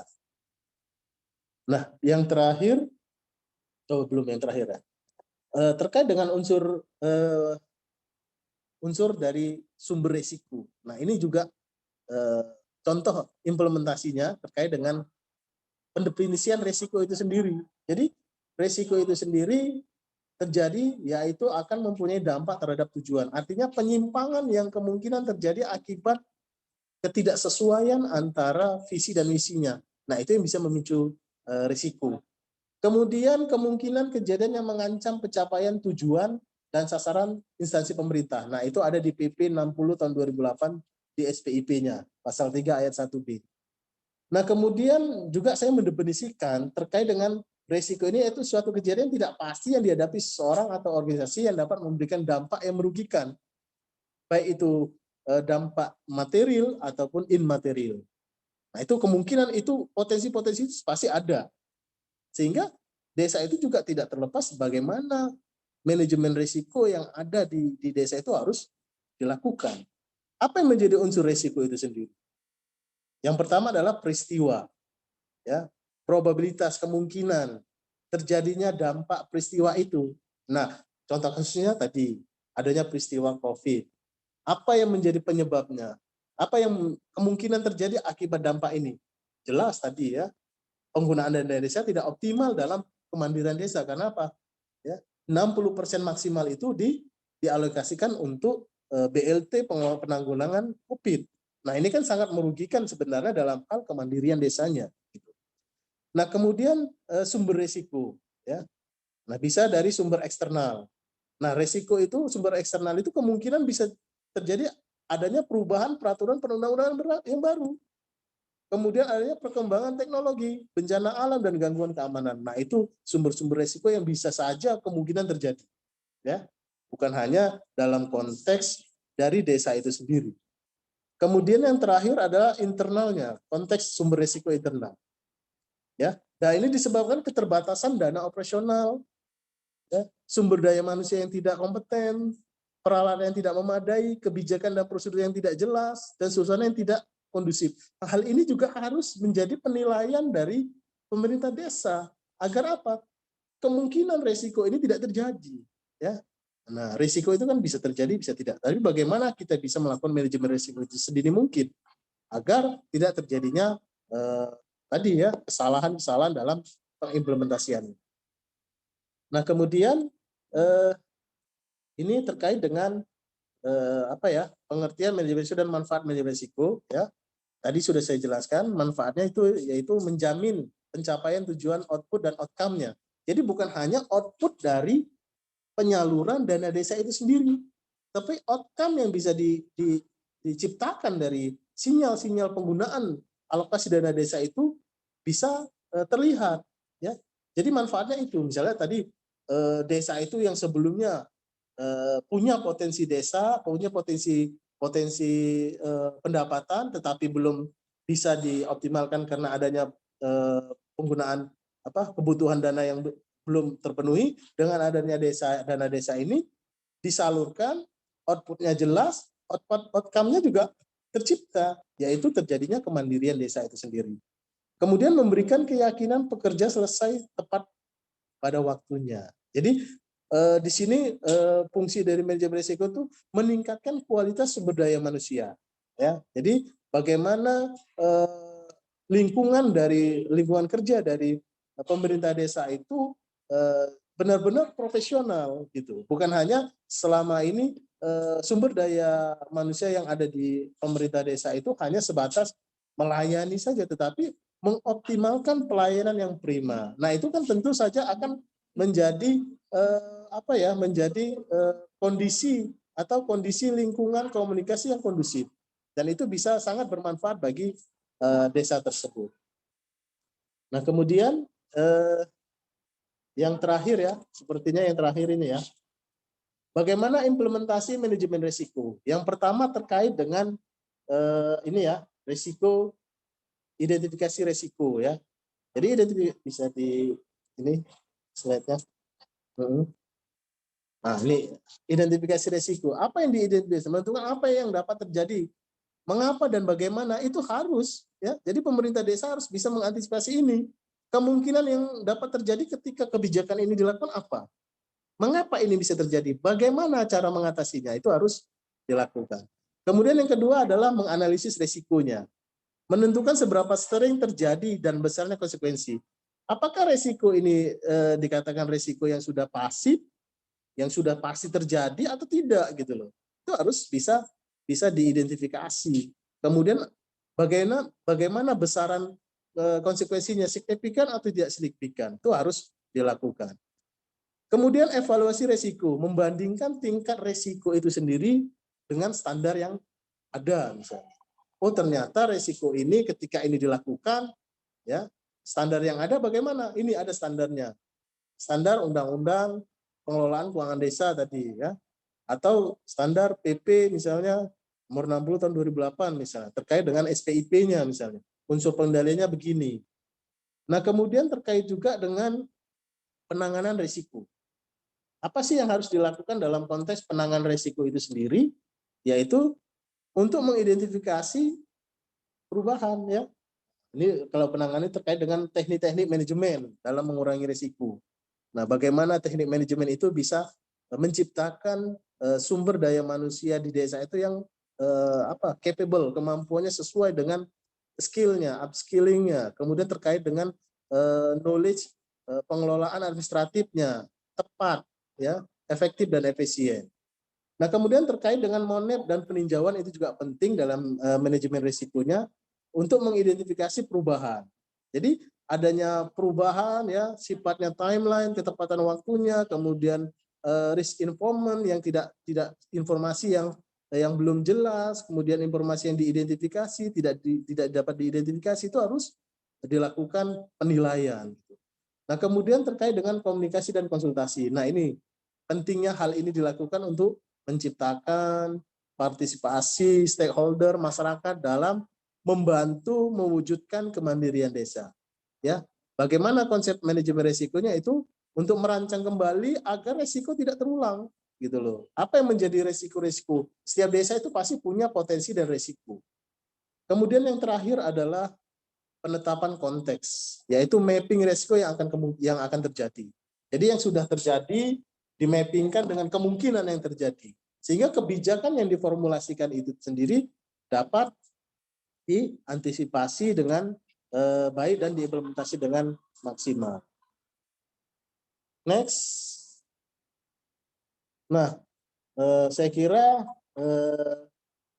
penjabaran ini tidak begitu saya jelaskan karena ini adalah penjabaran tadi. Mungkin itu saja yang bisa saya sampaikan. Bu moderator, saya kembalikan lagi. Terima kasih.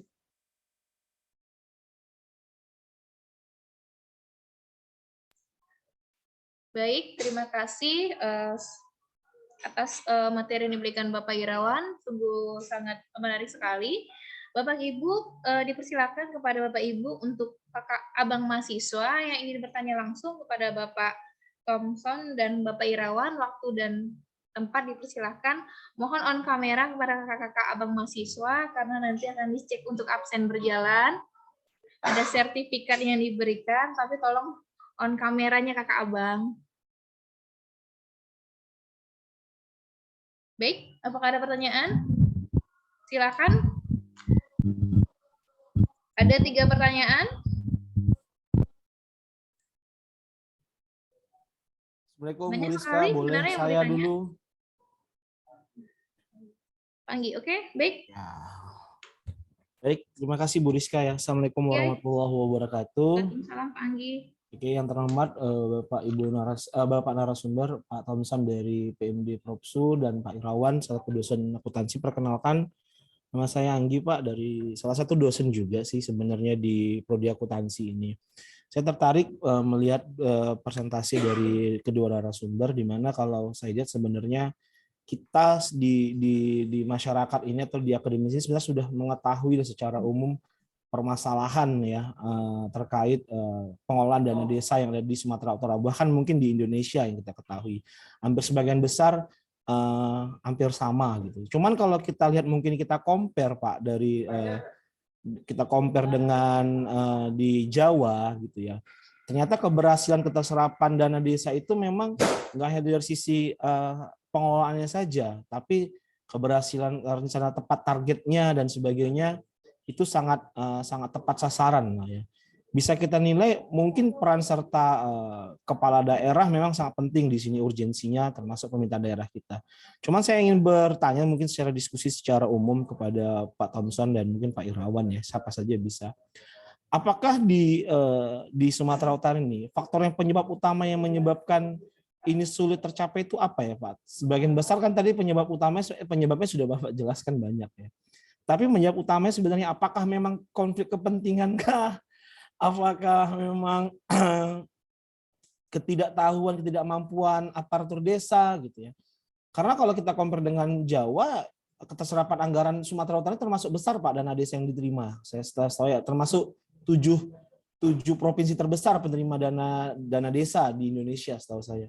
Kenapa gitu Pak ya? Apakah SDM kita, apakah sumber daya, apa teknologi dan sebagainya? Mungkin ini bisa menjadi topik yang menarik yang mau dibahas. Itu saja mungkin Pak. Pertanyaan saya mungkin untuk kedua narasumber, persepsi apa yang harus kita tegakkan? Apakah SPMI-nya yang menjadi utama? Apakah aparaturnya, apa gimana, apa regulasinya dan sebagainya? Terima kasih kepada Bu Rizka. Saya demikian. Assalamualaikum warahmatullahi wabarakatuh. Baik, terima kasih kepada Bapak Anggi atas pertanyaannya. Baik, kita keep dulu Pak. Untuk pertanyaan berikutnya, jadi ada 3 pertanyaan yang masuk, baru nanti dijawab oleh Bapak materi. Silakan, ada lagi? Ibu, saya Oke, baik. Yang kedua dari mahasiswi Prodi Akuntansi, silakan Kak. Kakak Sri Wahyuni.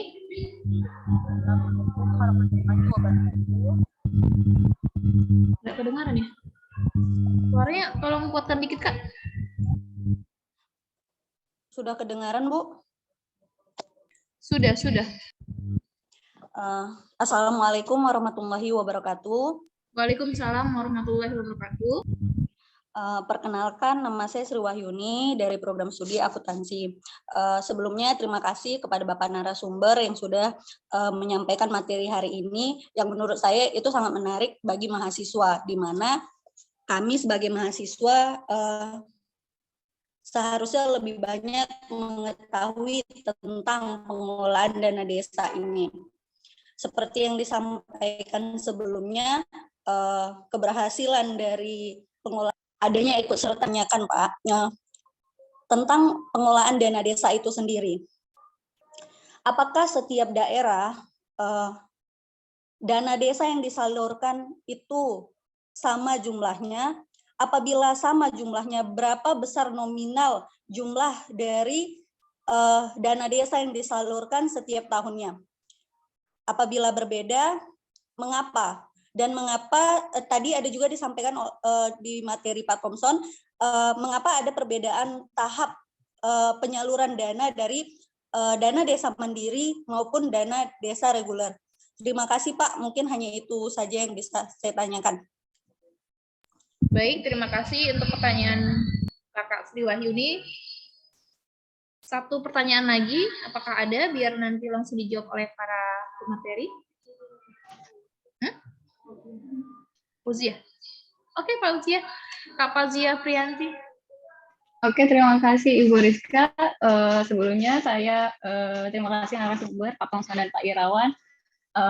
Jadi saya Fauzia Priyanti, dosen baru ya di Unpad ini, dan kebetulan saya juga bekerja sebagai di salah satu NGO lokal di Medan di bidang pendampingan masyarakat juga, tapi khususnya di dekat Taman Nasional Gunung Lauser gitu ya. Nah, jadi banyak sekali memang kendala-kendala di sini. Nah, saya juga di sini membantu untuk peningkatan usaha ekonomi kreatif dan pengembangan hutan kemasyarakatan, seperti itu ya, peningkatan ekonomi masyarakat di pinggiran hutan. Nah, jadi memang untuk meningkatkan perekonomian gitu ya, dari dana desa ini efektivitasnya itu memang sekarang masih cukup kurang, apalagi melihat data tadi tingkat untuk dana desa di Sumatera Utara itu dari 500 dari 5.000 yang mendapatkan dana desa, hanya 16 yang sudah mencapai desa mandiri seperti itu. Nah, Pak, jadi untuk kedua narasumber, jadi gimana Pak ini cara kita agar optimalisasi lah untuk mencapai maturitas dalam pengimplementasian SPIP ini di tahun 2022 ini, Pak. Terima kasih sebelumnya. Baik, terima kasih Ibu Fauzia atas pertanyaannya. Bagaimana Pak? Apakah langsung dijawab? Baik. Baik, untuk pertanyaan nomor 1 yang ditanyakan oleh Bapak Anggi, dipersilakan kepada Bapak Irawan untuk menjawab. Kira-kira untuk faktor utama insulin tercapainya terwujudnya suatu desa menjadi mandiri itu apa saja, Pak? Silakan waktu dan tempat. Silakan kepada Bapak Irawan. Oke, baik, terima kasih. Oke, tadi Pak Anggi sudah memaparkan sebenarnya, sudah melakukan perbandingan gitu ya, perbandingan pengelolaan keuangan desa yang ada di Sumatera Utara dengan yang ada di Jawa. Pak Anggi itu melihat misalnya kenapa kok di Jawa itu Ya sudah memang sampai ke basisnya output memang sih Pak, langsung nengok Iya. hasil aja memang. Iya, artinya gini, terkait dengan output itu sebenarnya sih kalau saya melihat bagaimana sasaran ke outcome-nya. Nah, yang pertama misalnya terkait misalnya pengelolaan desa wisata. Nah, apa yang menjadi output-nya? Output-nya itu misalnya kita contohkanlah misalnya yang ada di Brastagi, desa yang ada di Brastagi. Ya, bagaimana pengelolaan dana desa itu untuk mengembangkan agrowisata misalnya yang ada di sana. Dibuatlah skenario pengembangan UMKM skala mikro yang ada di sana.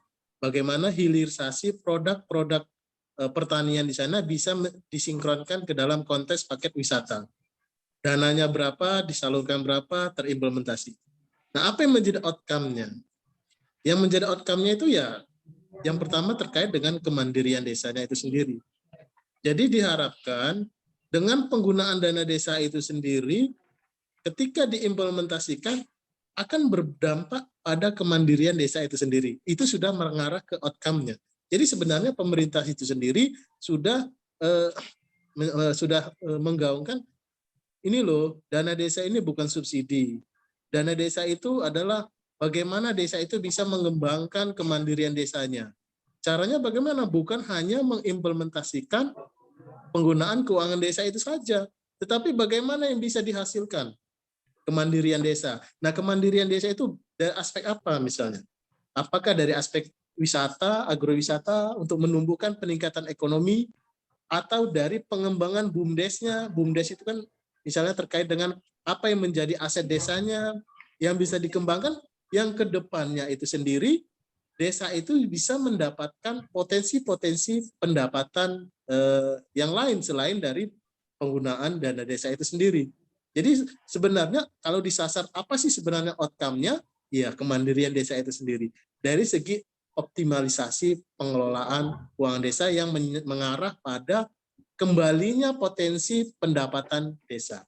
Mungkin nanti lebih detailnya Pak Thompson bisa menjelaskan bagaimana sebenarnya terkait dengan output dan outcome dari pengelolaan keuangan desa. Nah, kemudian yang kedua apa? Yang kedua adalah faktor utama, penyebab utamanya itu yang menjadi masalah itu apa? Yang menjadi masalah memang ya dari hasil riset yang sudah saya lakukan itu setidaknya memang di pemerintah desa itu masih terpaku pada konteks permen, peraturan menteri, peraturan presiden, perundang-undangan terkait dengan penyaluran dana desa yang sifatnya ya anggaran realisasi. Belum bisa menilai bagaimana pagu pengelolaan keuangan desa itu bisa menciptakan kemandirian desa, misalnya berjalannya BUMDes, kemudian bertambahnya peluang-peluang potensi keuangan dan pendapatan desa. Nah, banyak desa-desa yang belum mengarah ke sana. Apakah itu disebabkan oleh ketidaktahuan atau ketakutan dari pemerintah desa dalam pengelolaan keuangan desa? Kita belum identifikasi secara jelas. Nah, itulah pentingnya sosialisasi dan pendampingan kita bagaimana bisa desa itu berani bisa mengoptimalkan dana desa itu menciptakan outcome-nya. Mungkin itu. Nanti mungkin lebih detailnya bisa dijelaskan oleh Pak Thompson secara dikasihnya. Mungkin itu Pak Anggi. Ya, Pak, terima kasih Pak. Ya.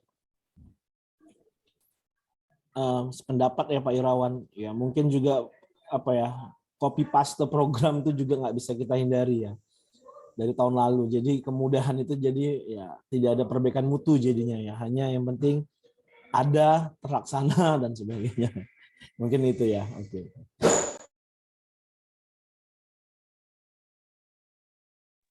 Pak Thompson ada yang mau ditambahkan Pak Thompson? Izin mungkin saya tambahkan tadi dari Pak Anggi Ini pertanyaan memang sangat luar biasa karena langsung ke faktor dia. Memang kalau sudah bicara faktor ini banyak. Saya tertarik tadi dan saya sangat setuju. Apakah memang kebijakan pemerintah? Ya betul. Rata-rata seperti itu. Kurasa ini bukan masalah. Karena gini, dana desa ini kan termasuk primadona. Sebetulnya sudah tahu apa sebetulnya permasalahannya. Mohon maaf lah Pak Irawan, Bapak pun tahu ini. Penelitian Bapak pasti tahu garis besarnya.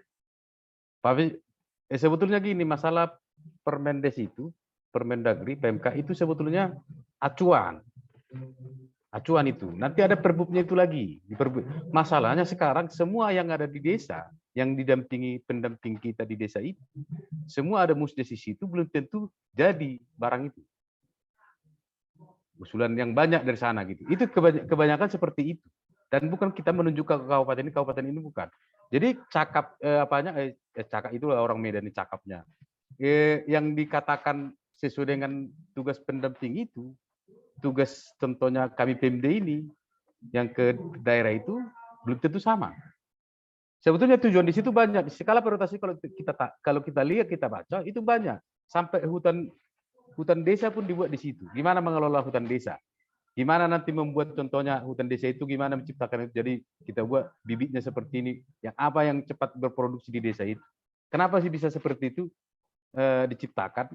Karena menciptakan fondasi kemandirian. Makanya kenapa dituntut desa itu untuk kewenangan desa. Jadi kenapa tadi contohnya faktor, itu semua termasuk faktor. Coba contohnya gini, Pak Irawan kita, Ibu Rizka. Dikasih sama kita dana, kelola nih, tapi jangan kita ditengok-tengok gitu. Pasti kita kelola, kita bertanggung jawab sendiri gitu. Ini enggak, dikasih kita uang, tapi dipegang ekor kita. Kemana kita lari gitu. Itu seperti itu, sebetulnya garis besarnya seperti itu. Dan itu kawan-kawan dosen sama mahasiswa, ya kurasa sudah tahu bahwa itu sebenarnya, apalagi kawan-kawan dari yang sudah ada karya ilmiahnya ke desa, dan dari Universitas Medan Area kemarin pun seperti itu juga, dan musuh pun seperti itu juga. Tapi sama juga kayak Pak Irawan juga agak dipermak juga karena di sini saya. Sebetulnya lebih tahu Bapak ini. Tapi sebetulnya harus bisa kita agak terbuka. Kedua, faktornya gini. Di program dulu waktu di PMPM ada punishment dulu di situ. Kalau salah desanya, salah dia contohnya penggunaan dana desa atau ada masalah, tahun depan tidak akan terima. Sekarang kita ada, coba kita lihat, tidak ada satu desa pun yang tidak terima dana desa dari 2015 sampai 22 lah sekarang, yang sudah masih berjalan sekarang ini. Memang sudah hebat kali negara Indonesia ini, langsung memang 5.417 tidak masalah. Nggak mungkin kan gitu kan? Gitu. Tapi kenapa dibuat pemerintah dilunakkan seperti itu pemerintahan desa? Contohnya, kenapa bisa contohnya pemerintah daerah tidak bisa mengasih punishment? Karena kenapa tidak mau dana desanya berkurang? Gitu. Ada nggak dana desa itu contohnya tidak bayar pajak? Banyak. Kenapa tidak bayar pajak? Nah, itu harus sebetulnya, itulah tugas kita ini sebetulnya. Kenapa itu nggak dibayar? Kenapa ini masalah bayar pajak pun masih banyak simpang siur ini. Masih banyak simpang siur masalah penggunaan dana desa ini. Karena mungkin di Jawa Pak Nasution, saya berubah. Berarti kita punya marga nih. Mohon maaf lah. Kita punya marga. Kalau sudah punya marga itu udah jugul-jugul kita semua ini. Itu satu faktornya. Faktornya seperti itu. Jadi contohnya di kampung saya gitu. Bisa berpikir nanti kepala desa, kemana dana desa ini kita buat? Kan udah hancur kita di Jawa. Kalau udah seperti itu berpikir dana desa kemana? Kan bingung gitu. Iya, faktor kesukuan Pak ya. Justru itu satu pertama. Tapi sebetulnya kita harus semangat di sini. Kalau kita apalagi kita dari di provinsi, tambah akademis lagi sangat membantu kami. Itu sebetulnya kami sangat terbantu di akademis ini sebetulnya, termasuk mahasiswa yang sekarang ada program yang turun ke desa melihat dana desa itu. Iya. Gimana BUMDes itu dia bisa bermanfaat, itu kami sangat terbantu sebetulnya. Apakah memang contohnya gini? Saya pernah sarankan itu sama Pak Rektor dulu. Gimana mahasiswa ini kita turunkan KKN-nya di desa dan penelitiannya di desa, dan nanti kita adopsi apa yang mau diteliti itu, dan itu jadi acuan kita. Sudah berjalan Pak, cuman belum banyak. Iya. Belum banyak memang. Iya, itu sudah berjalan dan memang sudah pancabudi, memang sudah terobosan itu. Yang lain nggak belum tentu, belum bisa seperti itu gitu. Maksudnya berapa sih contohnya mahasiswa di Sumatera Utara? Berapa desa kalau kita untuk mengembangkan mahasiswa itu kan gitu. Iya, nggak Apalagi cukup. sekarang. Gitu. Tapi memang ada pernah dulu waktu kami dioptimasi dana desa itu, yang kalau nggak salah ada waktu itu bersedia bupatinya membiayai mahasiswa di Palas, membiayai mahasiswa di situ penelitian di desanya sendiri waktu masa-masa daring sampai sekarang ini. Ada arsitektur tuh Pak kalau nggak salah. Iya. Jadi faktornya memang ya termasuk apapun ceritanya pasti kebijakan yang punya daerah. Oke. Contohnya punishment-nya tidak ada sampai sekarang. Adapun punishment-nya sampai dewan pun sampai melihat seperti itu di dapilnya, datang kita keluhan seperti itu. Iya. Tapi ya memang punishment ini harus ada, ini sebetulnya punishment ini. Iya Pak, setuju Pak. Kalau itu punishment itu memang harus kita coba Pak ya. Iya. Jadi untuk yang pertanyaan kedua tadi masalah jumlah dana desa berubah-ubah. Jadi itu tadi waktu 2015 dia ada 2.250 juta per desa, ditingkatkan sampai 650, ditingkatkan lagi sampai sekarang dia ada sampai 850 desa dan 850 juta per desa dengan 4,5 triliun sekian lah. Kenapa ada tahapannya sampai 3 tahap? Itu sebetulnya termasuk yang desa mandiri dengan pengukuran IDM dengan penggunaan dana desa tahun sebelumnya.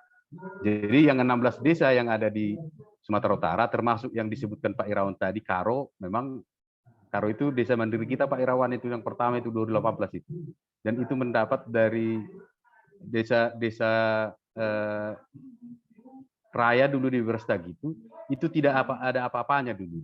Tapi orang itu kemandirian orang itu pemanfaatan dana desanya, perangkatnya bisa diandalkan dan juga masyarakatnya bisa diajak dan pendukung daerah itu. Ibu itu desa mandiri dan mendapat desa mandiri itu dari Kemendes waktu itu 150 juta untuk tambahan dana desanya.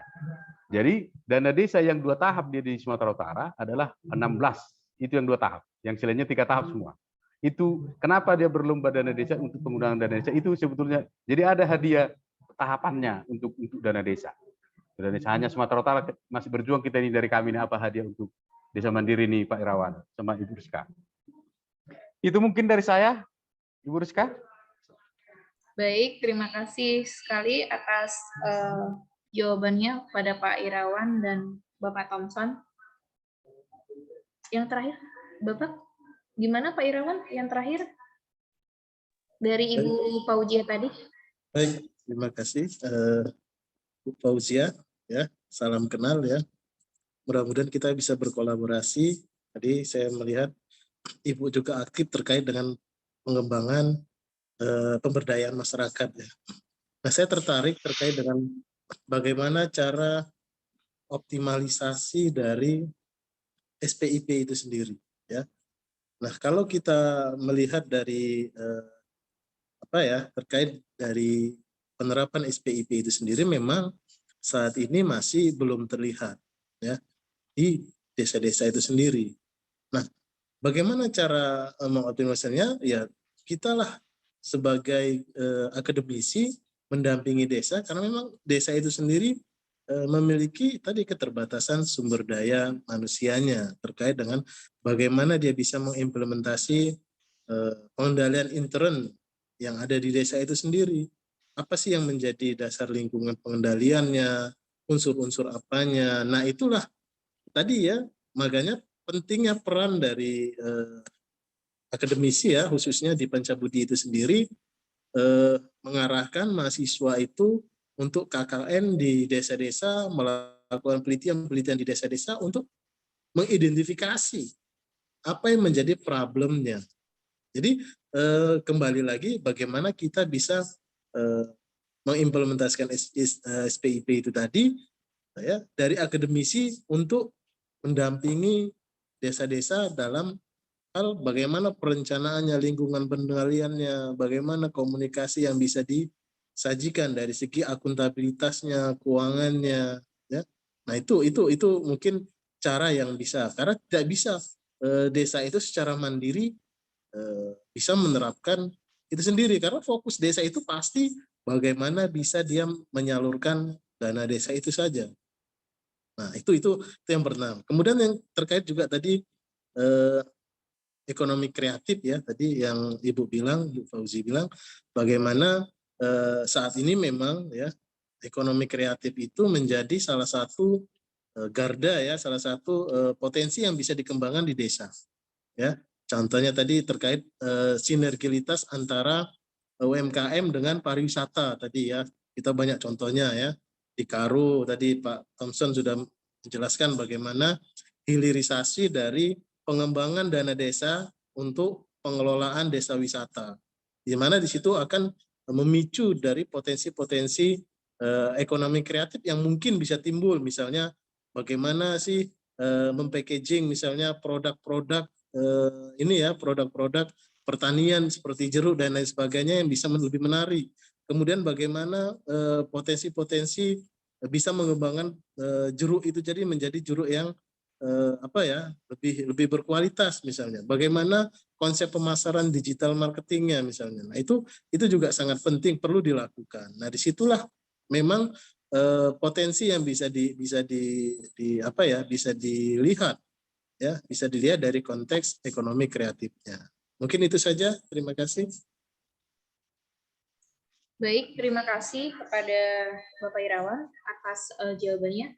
Apakah ada penambahan dari Bapak Thompson terkait untuk pertanyaan Ibu Fauzia?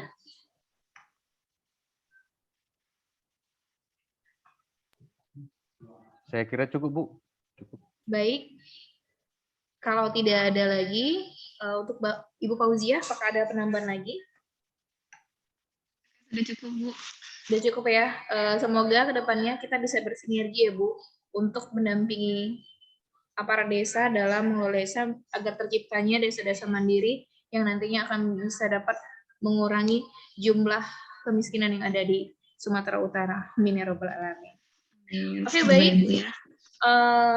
Tidak ada lagi pemateri sudah memberikan materi. Kakak Abang mohon tetap aktifkan kameranya. Bagaimana? Sebelum penutupan nanti akan kami bagikan absensi, tapi dengan catatan Kakak Abang tetap mengaktifkan kamera. Karena dari tadi ada controlling yang mengecek banyak Kakak Abang mahasiswa yang tidak mengaktifkan kamera, absensi dikasih di jadwal akhir. Oke? Saya belum nampak senyum-senyum manisnya loh. Boleh agak dibuka lagi? Baik, pantun terakhir dari saya, jalan-jalan ke kota Bandung, jangan lupa mengisi saku. Kalau kamu sedang bingung, jangan lupa membaca buku, terutama buku dari Pak Irawan, Pak Anggi, tentang metode penelitian. Oke, baik, terima kasih. Kalau begitu saya kembalikan kepada kakak kita.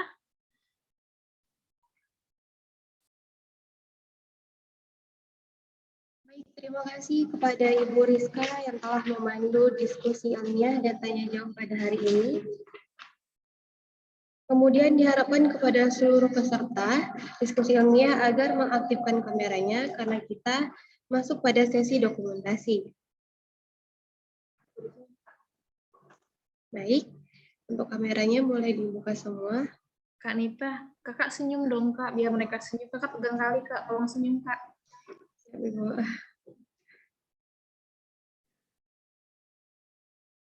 Oke, baik. 1, 2, 3.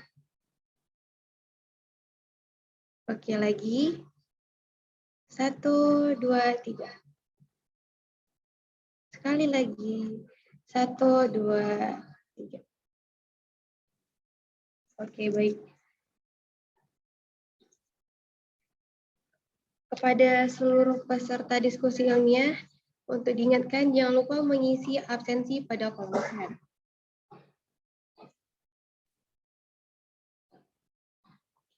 Alhamdulillah, diskusi ilmiah akuntabilitas dan pengendalian intern dana desa dalam optimalisasi pengelolaan keuangan desa berjalan dengan lancar. Semoga kita mendapatkan banyak ilmu yang bermanfaat dari diskusi kali ini. Saya selaku MC diskusi ilmiah hari ini memohon maaf apabila ada tutur kata yang kurang berkenan. di hati Bapak, Ibu, serta seluruh peserta diskusi ilmiah. Sekian saya tutup. Wassalamualaikum warahmatullahi wabarakatuh. Waalaikumsalam warahmatullahi wabarakatuh. Baik, terima kasih kepada dosen-dosen yang sudah hadir, Kak Abang mahasiswa, kepada Bapak Thompson, terima kasih sekali. Berikutnya ini menjadi keberlanjutan ya Pak. Terima kasih. Jangan bosan-bosan kehadirannya, terima Pak diskusi Thompson. dari kami ya Pak. Ya Bu, terima kasih Bu. Terima kasih Pak. Terima kasih Pak Irawan, terima kasih Bu Rizka dan Nita. Terima kasih semuanya Bapak Ibu dosen dan para mahasiswa. Terima kasih. Terima kasih, Ibu.